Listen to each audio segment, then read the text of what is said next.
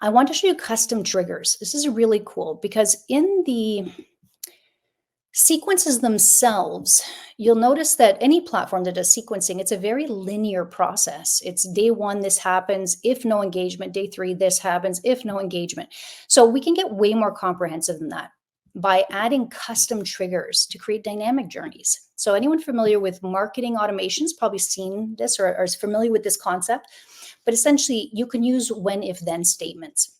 So things like, hey, if the contact clicks or when they click on a link, if they're in this sequence, just as an example, could be any, they're in a sequence, then maybe move them to this sequence or add them to this list.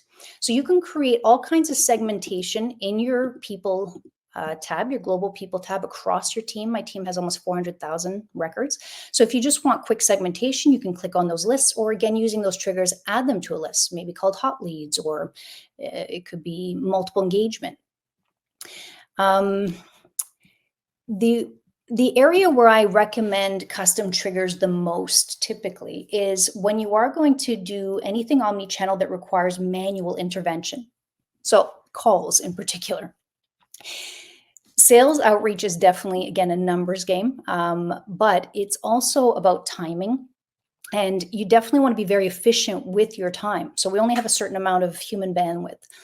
So to be able to scale that cold outreach, to dump 300 cold leads in a sequence, the last thing I would want is 300 call tasks assigned to me on day 7.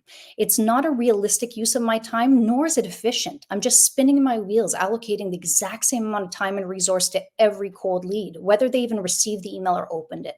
So I would use custom triggers here to say things like, okay, this is all automated, it's email and LinkedIn. However, if they meet certain criteria, they've either opened multiple emails or clicked on a link or viewed them a certain number of times, dynamically move those recipients now into this other workflow where the first step is a call task, because it'll be a smaller targeted group that will definitely yield a better potential result of booking a meeting. So it warrants me investing the time to follow up and chase them.